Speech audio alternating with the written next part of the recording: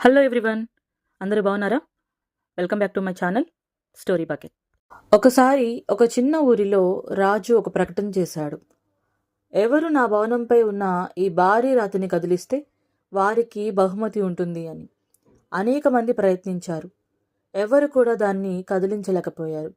ఒకరోజు ఒక చిన్న రైతు తన పనికి వెళ్తూ ఆ రాతిని చూశాడు. అతను ఆ రాతిని తన్నాడు, లాగాడు, పక్కకి తోశాడు, ఎంతో శ్రమ చేశాడు. చివరికి ఒక మూలలో తీయగా రాతి కింద ఒక చిన్న బుట్ట కనిపించింది. అందులో బంగారు నాణాలు మరియు ఒక కాగితం ఉంది.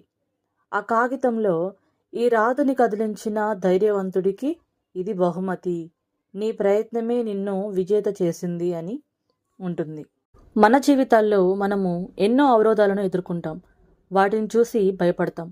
కొందరు వదులుకుంటారు. కానీ విజయం ఎప్పుడూ ఆ ప్రయత్నం చేసేవారిని మాత్రమే అనుసరిస్తుంది. ఈ కథలో ఉన్న రైతు సాధారణమైన వాడే, కానీ అతని దగ్గర ఉన్నది ధైర్యం మరియు ప్రయత్నించాలి అనే సంకల్పం. మనము అదే ధైర్యంతో ముందుకు సాగితే మనకు విజయాలు నిశ్చింతగా సిద్ధిస్తాయి. ఈ కథ మనకేం చెప్తుంది?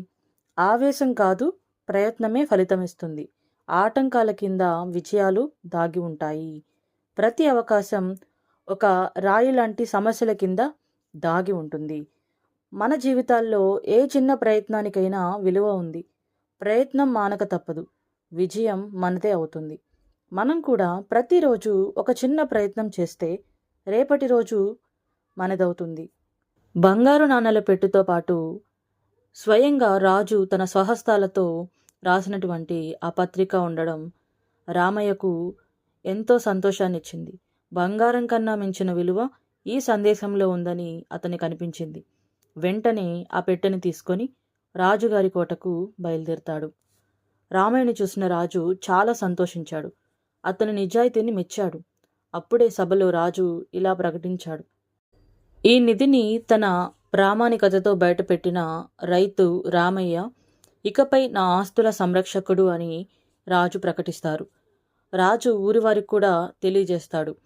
జీవితంలో ఎదురయ్యే ప్రతి అడ్డంకి వెనుక ఒక అవకాశమే దాగి ఉంటుంది. మనం దాన్ని పట్టించుకోకుండా వెళ్తే అది మనం కోల్పోయిన విజయమే అవుతుంది. కాబట్టి ప్రతి అడ్డంకి ఒక అవకాశం. సాహసం, ధైర్యం ఉన్నవారికి విజయం నిశ్చితం.